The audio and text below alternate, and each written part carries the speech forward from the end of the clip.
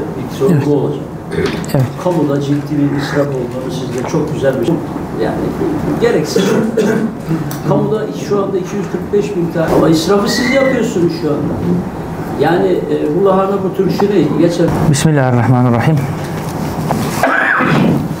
Çok değerli basın mensubu kardeşlerim. Hepiniz hoş geldiniz. Sefalar getirdiniz, şeref verdiniz. Rutin olarak yapmaya çalıştığımız basında bir araya gelme, basında hasbihal etme, yerel ve genel sorunları konuşma ve sizden de istifade etme, bir nevi istişare anlamında ki toplantılarımızın bir tanesini daha gerçekleştirmek üzere bir aradayız. İlginiz için, katılımınız için öncelikle çok teşekkür ediyorum. Gaziantep'te çok değerli bir basın altyapısı var. Biz bunu hakikaten çok önemsiyoruz. Gaziantep'te büyük küçük her türlü olay medyada işleniyor, ön plana çıkıyor ve kamuoyunun doğru ve sağlıklı bilgilendirilmesi anlamında bu önemli bir durum. Sizin bunda çok ciddi bir katkınız var. Bu katkının devamlı olması ve bundan sonra devam etmesi anlamında size çok iş düşüyor tabii ki. Bu anlamda da bir kez daha teşekkür ediyorum. Değerli arkadaşlar, şimdi yerel ve genel olarak iki başlığım var. Ben önce yerelden hızlı bir şekilde başlamak istiyorum. Gaziantep evet büyük bir şehir, devasa bir şehir. Sanayi anlamında Türkiye'nin tüten bir bacası ama birçok ile göre, birçok şehrimize göre belki imkanları çok daha fazla ve çok daha ileri boyutta ama nüfusun çok olması, sanayi sektörünün geniş olması, Suriyeliler faktörü ve benzeri birçok nedenle elbette burada da birçok sorun var. Bir kısmı çözülüyor, bir kısmı çözülmüyor, bir kısmı öyle kalıyor. Hızlı bir şekilde biz bunlara değineceğiz. Birincisi malum Gaziantep Türkiye'nin en önemli fıstık üretiminin yapıldığı şehirlerden bir tanesi ve bu yıl fıstık noktasında, üretimi noktasında ve fiyat noktasında çok ciddi bir sıkıntı yaşanıyor. Geçen sefer geldiğimizde de hem üretici köylüleri, ziraatçıları hem tüccarları hem tüketicileri gezdik. Onları da birebir dinledik ve genel anlamda üretici noktasında fıstığın para etmemesi, geçen yıla göre özellikle fiyatının çok düşük olması ciddi bir mağduriyet nedenidir. Çünkü maliyetler 2 belki 3 kat artmış. Rekolte de çok iyi bu yıl ama fiyat çok düşük ve hepsinin ortak ızdırabı maliyetleri dahi karşılamadığı ve bu fiyat ile masrafların karşılanması ya da var olan sıkıntıların giderilerek bir sonraki yıla daha iyi bir üretim yapma noktasında ciddi bir sıkıntı yaşanacağı yönündedir. Bazı alternatifler düşünüldü yerel yöneticiler tarafından özellikle. Bir iki belediye alım yapacağız dediler. Alım da yaptılar. Fakat onlar da düşük fiyattan aldıkları için fiyatlar noktasında derman olmadı maalesef. Bizde intikal eden bir iki talepleri var bu noktada. Daha önce olduğu gibi Güneydoğu Birliği'nin tekrar aktifleştirilmesi, fıstık üreticilerinin o çatı altında toplanarak bu tür sıkıntıların orada konuşulup giderilmesi noktasındadır. Bir de Tarım Mahsulleri Ofisi'nin alım yapması ve fiyatın düşmesine engel olmasının sağlanması noktasında talepler var. İnşallah siyasi olarak Ankara'da da bizim bu yönde taleplerimiz, girişimlerimiz, görüşmelerimiz olacak. Burada sizin vasıtanızla yetkililere seslenmiş olarak onların sorunlarını da iletmiş olalım. Değerli arkadaşlar, yine malum Gaziantep aynı zamanda bir tarım şehri. Sanayi şehri olmakla birlikte aynı zamanda bir tarım şehri ve fıstık ile birlikte özellikle kırsal kesimlerde, kırsal ilçelerde ciddi bir tarım altyapısı var. Sarımsaktır, karpuzdur, domatestir, biberdir, üzümdür. Gaziantep'in malum meşhur ve yaygın ürünleri. Bu yıl aynı ürünler ile alakalı da özellikle fiyat noktasında ciddi bir sıkıntı yaşanıyor. Fiyatlar çok düşük. İşçilik, girdi maliyetleri, üretim maliyetleri çok fazla yüksek. Bir işçinin günlük yevmiyesi 1.200.000, 1.300.000 liradan konuşuluyor. ve fiyat çok çok düşük. Dolayısıyla ürünün fiyatı, satış fiyatı onların masraflarını, yakıtlarını, işçiliklerini, elektrik giderlerini, sulama giderlerini karşılamıyor ve bu noktada da çok ciddi bir ızdırap, bir sorun, bir mağduriyet söz konusu. Onlardan edindiğimiz bilgi ürünlerin getirilerinin bu yılki üretim masraflarını karşılamayacağı ve gelecek yıla borçlu olarak girecekleri yönündedir. Bunun da muhakkak çözüm bulması gereken bir sorun. Şimdi Türkiye'nin tarım politikasında çok dalgalı bir sistem uygulanıyor. Aslında Türkiye'nin sağlıklı bir tarım politikası yok. Ürünün çok iyi olduğu bir dönemde, bir yılda, bir sezonda ihracat kapılarının açılması, fazla ürünün dışarıya gönderilmesi gerekirken ürünün az olduğu dönemlerde de ihracat kapılarının kapatılarak iç piyasaya yönelmesi, iç piyasaya hitap edilmesi şeklinde hem çiftçinin mağdur edilmemesi hem iç piyasanın mağdur edilmemesi noktasında istikrarlı ve düzenli bir politika olması lazımken maalesef böyle bir politika yok. Bir yıl ihracata yüklenilirken bu aynı şekilde devam ediyor. Aynı yıl, sonraki yıl aynı politika uygulanıyor. Fakat aslında o şartlar yok. Geçen yılın şartları o yıl söz konusu olmadığı için çok ciddi bir dengesizlik ve sıkıntı oluşabiliyor. Dolayısıyla yıla göre, sezona göre, iç talebe göre ve piyasa dengelerine göre bir politika yürütülmesi lazım. Böyle bir hassasiyet, böyle bir denge gözetilmiyor. Değerli arkadaşlar, yine biraz önce buradaki kardeşlerimizden de bazıları ifade ettiler. Gaziantep'te malum çok ciddi bir intihar vakası var. Bu Türkiye'nin de aslında gündemine giren bir husus. Fakat çözüm üretme noktasında maalesef yine bir gördüğüm bir akamet, bir çözümsüzlük var. Neredeyse her gün bir intihar var. Bunun sebebini aslında hepiniz biliyorsunuz. Birçok sebebi var.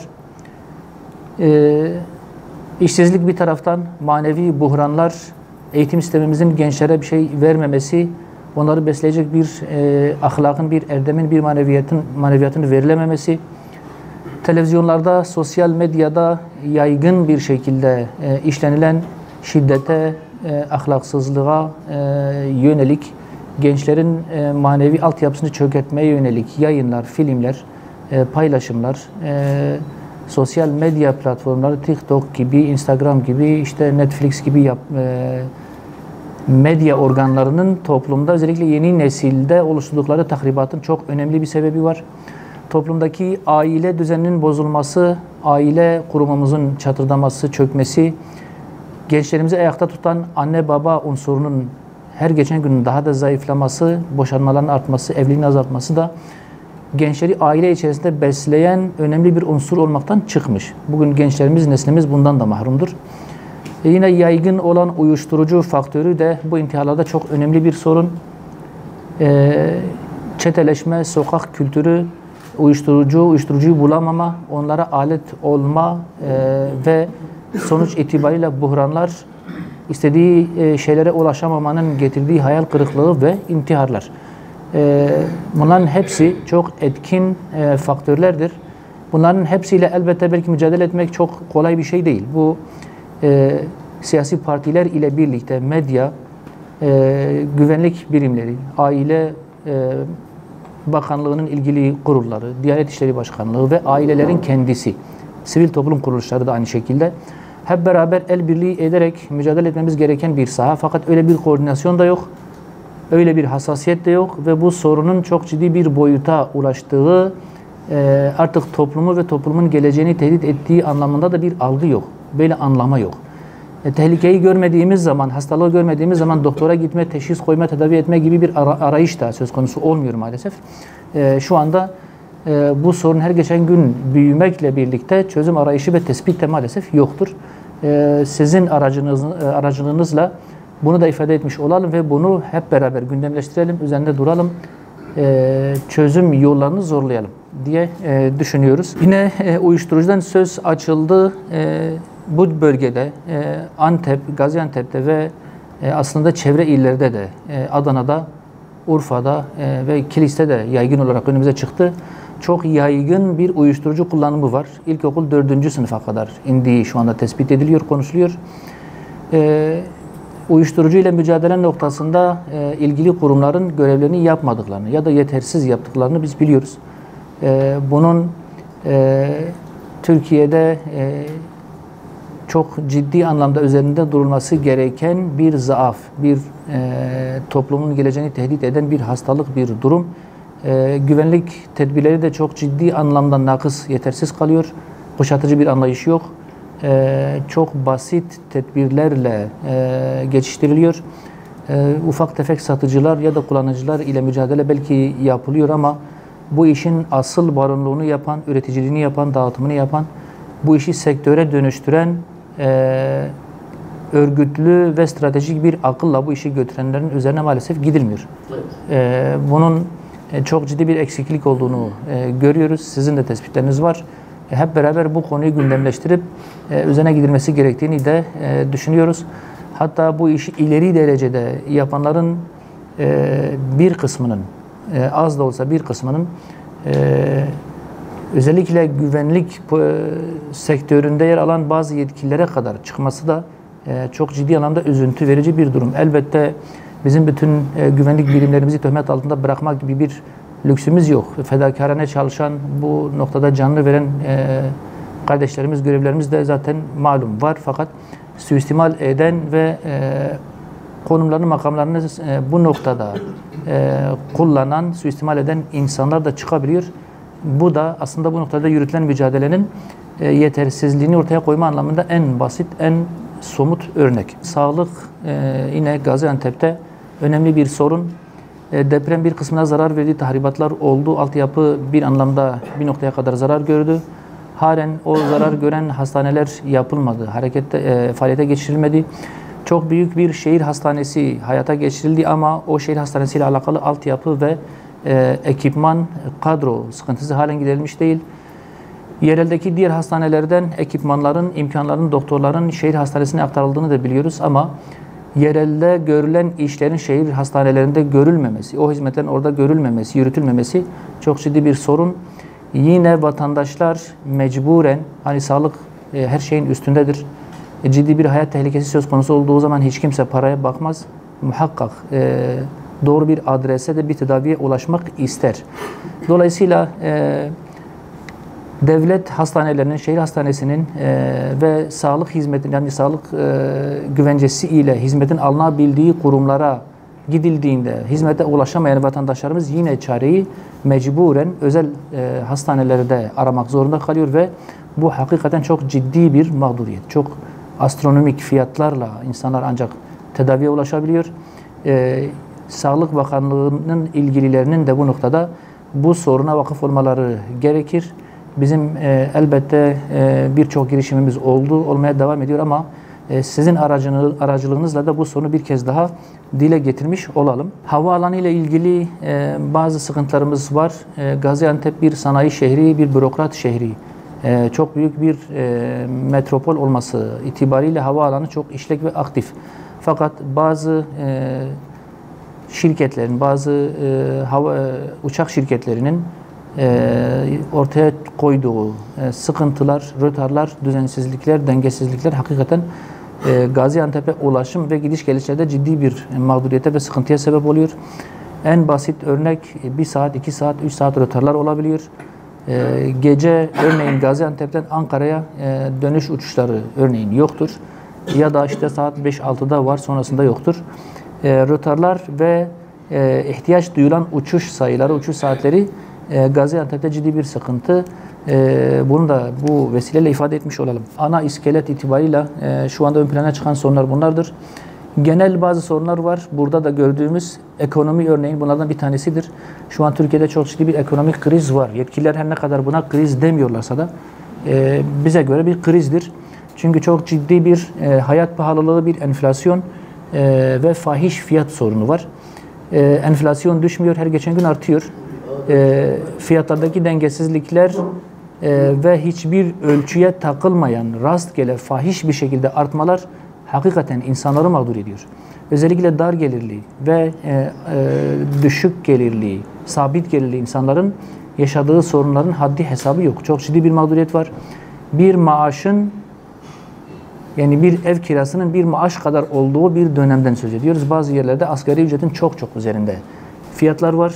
Ev kiraları, konut fiyatları aynı şekilde ve piyasada, çarşıda çok dengesiz bir serbest ekonomi politikası var. Fahiş fiyatlar her geçen gün daha da artıyor ve bunu denetleyen, kontrol eden, düşürmeye yönelik herhangi bir girişim, ciddi bir şey yok.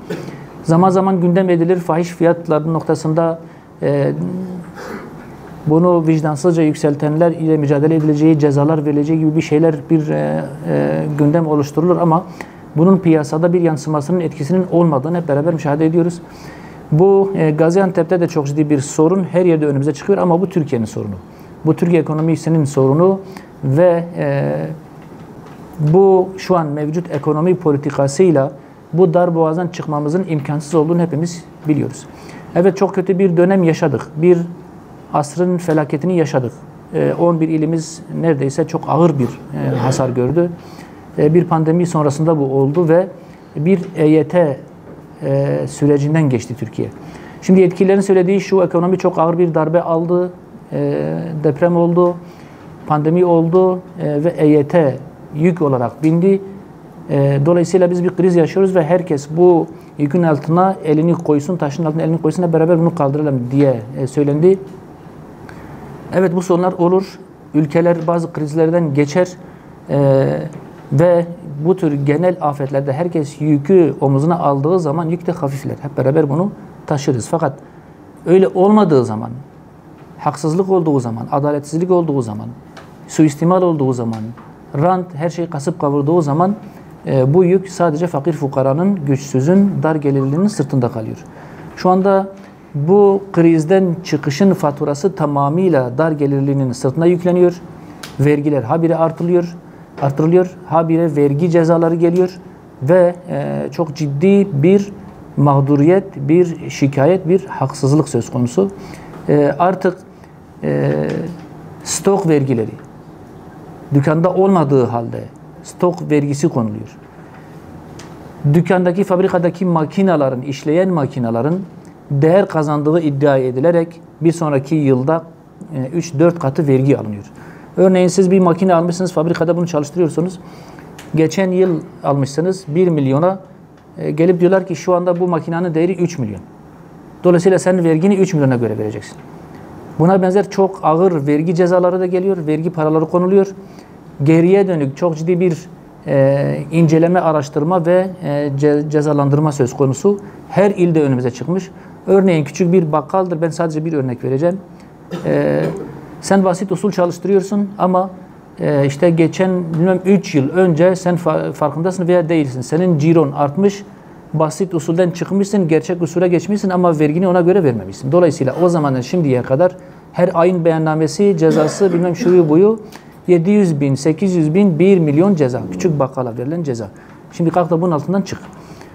Böyle bir ekonomi politikasıyla, böyle bir vergi sistemiyle adaletin sağlanması, ekonominin düzlüğe çıkması mümkün değil. Bu enflasyonla, bu faiz oranlarıyla ekonominin düzlüğe çıkması gerçekten mümkün değil. Şu anda 2024 bütçesinde faize verilen para 3 trilyon para ve bu Türkiye bütçesinin 1/4. Bu 3 trilyon para ile 11 ilin bütün afetinin zararının tedavi edildiği, bütün binaların yapıldığı, altyapısının yapıldığı bir rakamdan söz ediyoruz. Dolayısıyla her yıl faize verdiğimiz para böyle bir afeti tedavi edecek kadar büyük bir para ve bu faiz her geçen gün artıyor. Şimdi adil bir vergi sistemi, denk bütçe, israfın önüne geçme ve yolsuzluklar ile usulsüzlüklerin önüne geçme acilen atılması gereken adımlar. Bunlar yapılmadığı müddetçe fakir fukaranın ödeyeceği cezalarla bu ekonomi maalesef düzelmez. Şu anda Türkiye'nin böyle bir sorunu var ve Gaziantep'te de her köşe başında önümüze çıkan bir sorun. Diğer illerde de aynı şekilde. Sadece sıkmayla, sadece fakir fukaraya yüklenmeyle bu iş olmaz. Eğer hep beraber bir sorun yaşıyorsak hep beraber bu yükün altına elimizi koymamız lazım. Verginin herkese yayılması lazım, vicdanlı olması lazım, makul olması lazım ve devletin de tasarruf etmesi lazım. Denk bütçe özellikle bizim parti programımıza koyduğumuz ve anayasal güvence ile uygulanması gerektiğini düşündüğümüz bir uygulama. Benim param varsa harcamayı ona göre yapacağım, param yoksa gidip fakir fukarayı faiz borcu altına koymanın bir anlamı yok. Denk bütçe eğer böyle bir şey olursa her yıl ödediğimiz 3 trilyon parayı faize vermek zorunda kalmayabiliriz. Belki ilk 1, 2, 3 yıl ciddi yatırımlar yapmayabiliriz ama cepte kalacak olan faize giden paralarla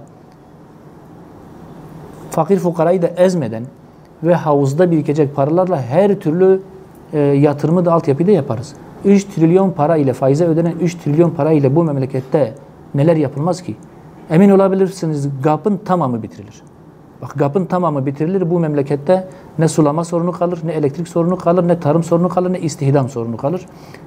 Bunlar ciddi olarak görülmesi gereken sorunlar ve atılması gereken adımlar. Biraz önce gençlerden, intihardan söz ettik.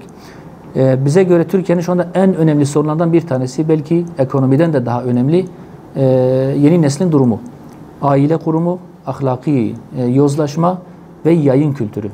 Şu anda yayıncılık kültürü bizim değerlerimize çok ciddi bir saldırı ile, öyle bir anlayış ile yayın yapmaktadır. Televizyonlar, yani resmi televizyonlar, özel televizyonlar, uluslararası sektörün işte Netflix gibi televizyonları, yayın altyapısı ve sosyal medya. Sosyal medyadaki denetimsizlik ciddi anlamda şu anda bizim kadim değerlerimizi, maneviyatımızı, inancımızı, neslimizi, aile kurumumuzu heba ediyor. Gençlerin intiharının en önemli sebeplerinden bir tanesi de biraz önce de konuştuk budur. Şimdi her türlü ahlaksızlığın, her türlü arsızlık ve tenzih ederek ve özür dileyerek söylüyorum namussuzluğun, her türlü sapıklığın yaygınlaştırıldığı, iftihar vesilesi olarak ön plana çıkarıldığı, gençler arasında bunun özellikle teşvik edildiği, boşanmanın teşvik edildiği, evlilik yaşının işte 35-40'lara çıktığı, hatta artık evliliğin düşünülmediği bir topluma doğru hızla gidiyoruz. Şimdi böyle bir süreçte bizim bu toplumu ayakta tutmamız, geleceği inşa edecek olan neslimizi muhafaza etmemiz imkansız. Şu anda bizim ülke olarak buna bir çözüm bulmamız lazım. Bununla hep beraber mücadele etmek zorundayız. Bir duyarlılık, bir farkındalık oluşturmak zorundayız. Bize göre Türkiye'nin en önemli sorunlarından bir tanesi de budur. Altyapı sorunları giderilir, telafi edilir. Deprem, 1,5 yıl önce bir deprem yaşadık ama şu anda yani en azından %50 oranında belki telafi edilmiştir. Bunlar 1 yıl, 2 yıl, 3 yıl, 5 yıl içerisinde telafi edilir. Ama dediğim noktada toplumun temel dinamiklerinden yoksun bırakılması noktasında bunun telafisi 100 yıl bile olmaz, belki hiç olmaz. Bunun farkında olmamız lazım. Son olarak ben Siyonist terörüne de değinerek bitirmek istiyorum. Şu anda soykırım ve vahşet bütün boyutlarıyla devam ediyor. Filistin'in Gazze'nin altı üstüne getirildi. Taş üstüne taş bırakılmadı. Şimdi sıra Lübnan'a geldi. Ümmet sessiz kaldı. İslam ülkeleri sessiz kaldı. Ve her geçen gün bu boyut daha da genişleyecek. Şimdi Lübnan'a, Gazze'ye sessiz kaldığımız için durmadı, yaygınlaştı. Lübnan'a sessiz kalırsak bu Suriye'ye geçecek, bu Irak'a geçecek. Ve emin olabilirsiniz ya Siyonizmin hizmetkarı olacağız ya da biz de hedef olacağız. Bu kaçınılmaz bir durum. Çok ağır bir vahşet ve soykırım yaşanıyor ve biz buna çok farklı tepkiler ortaya koyuyoruz. Çok tuhaf tepkiler ortaya koyuyoruz. Öncelikle biz İslam ülkelerinin bu noktada aktif bir şekilde harekete geçmesi gerektiğini biliyoruz ama bunun nasıl olacağını biz de bilmiyoruz. Böyle bir şey olmayacak gibi görünüyor. Dün Sayın Cumhurbaşkanı'nın bir açıklaması oldu. İslam ülkeleri fiili olarak bu işe müdahale etmezse, bir güç oluşturmazsa, bunu durdurmazsa her tarafı yakıp yıkacaklar dedi. Biz bunun gereğinin yerine getirilmesini özellikle istiyoruz. Bu vesileyle sizin aracınızla Sayın Cumhurbaşkanı'nın bu beyanının el-hak doğru olduğunu ama bunun gerçekleşmesi için de hükümetin, devletin inisiyatif almasını, eli ayağı yere basan İslam ülkeleri kalmış ise işbirliği ederek hep beraber bu dünyayı tehdit eden, özellikle İslam ülkelerini tehdit eden Siyonizm uğrunun, Siyonizm kanserinin, hastalığının durdurulması için hep beraber harekete geçilmesi gerektiğini düşünüyoruz. Dolayısıyla bu işin sözle olmayacağını, söylenen, konuşulan ya da yapılan tespitlerin hayata geçirilmesi gerektiğini de düşünüyoruz ve hükümeti bu noktada harekete geçmeye davet ediyoruz ve bekliyoruz. Bizim bu Siyonizm noktasında düşmanımızı iyi tespit edip ona göre harekete geçmemiz gerekiyor. Şu anda biz İslam ümmeti olarak çok tuhaf bir dönemden geçiyoruz. Özellikle Türkiye medyasında çok kötü bir algı yürütülüyor. Sanki bu katliamlar hiç yokmuş gibi, sanki bu vahşetler hiç yokmuş gibi. Acaba orada öldürülenler şehit midir? Acaba akideleri nasıldı? Acaba gibi birçok töhmet, birçok itham, birçok iddia ve mesele manipüle ediliyor. Yani sanki orada katledilen insanlar suçludur. Siyonizm haklı bir mücadele yürütüyor. Soykırım ile haklılık noktasındadır. Onlara karşı mücadele edenlerin akidesi bozuktur. Katildir, canidir, şöyledir, böyledir. Yani çok farklı bir noktaya taşınıyor ve bu çok bilinçli bir üst aklın yaptığı bir algıdır. Herkesin hatası olur, herkesin yanlışı olur, herkesin zamanda yapacağı şeyler olur. Biz hiç kimseyi savunmak durumunda değiliz. Ama bugün tek düşmanımız var. Gazze'yi yakıp yıkan, İslam beldelerini yakıp yıkan Siyonizm, İslam ümmetinin tek hedefidir, tek düşmanıdır. Şu an için söylüyorum. Biz birbirimizle uğraşacak durumda değiliz. Dolayısıyla düşmanımızı iyi tespit ederim derken kastım budur. Bugün bütün namlularını, velev medya, velev söz, velev her ne ise, bütün İslam ümmeti bütün namlularını Siyonizme yöneltmek zorundadır, ona doğrultmak zorundadır. Bugün meşruiyet ölçüsü, haklılık ölçüsü ve doğruluk anlayışı Siyonizme karşı duruştur. Siyonizme karşı, bu vahşete karşı dik durmayan, tavır ortaya koymayan insanlar akide noktasında, İslam ümmetine aidiyet noktasında bize göre sıkıntılıdır. İfade ettiğim gibi herkesin kendisine göre hatası, yanlışı, kusuru olur. Buna mezhebi şeyler diyebilirsin, buna savunma refleksi edersin, buna farklı alanlar, farklı izahlar, yorumlar getirebilirsin. Biz o tartışmaya girecek değiliz. Zamanında yapılan hataları hep beraber eleştirdik. Suriye meselesini hep beraber zamanında eleştirdik. İlgili bütün tarafları eleştirdik. Suriye'de söz konusu odakların, yapıların hatası kadar Türkiye'nin de hatası vardı. Oradaki istikrarsızlığın, orada Suriye'nin iç savaşının geldiği noktada Türkiye'nin günahı diğer ülkelerin günahından bize göre az değil. Herkes hata yaptı. Orada Suriye'nin bu hale gelmesinde herkes hatalıdır. Herkes hatasının sorumluluğunu almak zorundadır. Ama biz hepsini şu anda geride bırakmak zorundayız. Niye? Çünkü Siyonizm İslam ümmetini kasıp kavuruyor. Bugün herkesin hedefi Siyonizme dönülmek zorundadır. Bizim hedefimiz Siyonizmdir. Ciddi bir şekilde diğer küçük basit meseleleri bir kenara bırakıp bir vahdet, sözde dahi olsa, medya üzerinde dahi olsa, fikirde dahi olsa bizim bir birlik, bir vahdet, bir kardeşlik ortaya koymamız lazım. Diğer algılara da kesinlikle prim vermememiz gerekiyor. Türkiye'deki medyayı, sosyal medyayı, ulusal medyayı yöneten bir üst akıl var. Etkileyen ya da sürükleyen bir üst akıl var. Birçok önemli hususun, kırılmanın yaşandığı birçok önemli meselenin ilk fitilinin Siyonist hesaplardan geldiğini biz tespit etmişiz, biliyoruz. Narin meselesinde ilk tweetler İsrail hesaplarından geldi. Anayasa ile ilgili tartışmalarla alakalı ilk ateşlemeler yine Siyonist hesaplardan geldi. Türkiye'nin en önemli konularında yaşanan kırılmaların, olumsuz algıların hepsinin temelinde dikkatinizi çekmişse hepsini harekete geçiren bir Siyonist medya aklı var. Ve inanıyorum ki medya ile işi dışlı olan herkesin yapabileceği, çok basit bir şekilde yapabileceği bir tespittir bu. Ben kendim de birçok örnek koyabilirim önünüze. Dolayısıyla şu anda çok önemli bir süreçten geçiyoruz. Siyonizmin mahkum edilmesi lazım. Bugün Siyonizm bütün dünyayı tehdit ediyor ve bizim o olumsuz algılar ile sürüklenmememiz gerektiğini düşünüyorum. Çok teşekkür ediyorum. Yaparken tekrar festival düzenliyorsunuz. Tekrar bir sürü sanatçı çalışıyorlar. Evet. Yani buradaki bu israfın önce kendiler duyması lazım.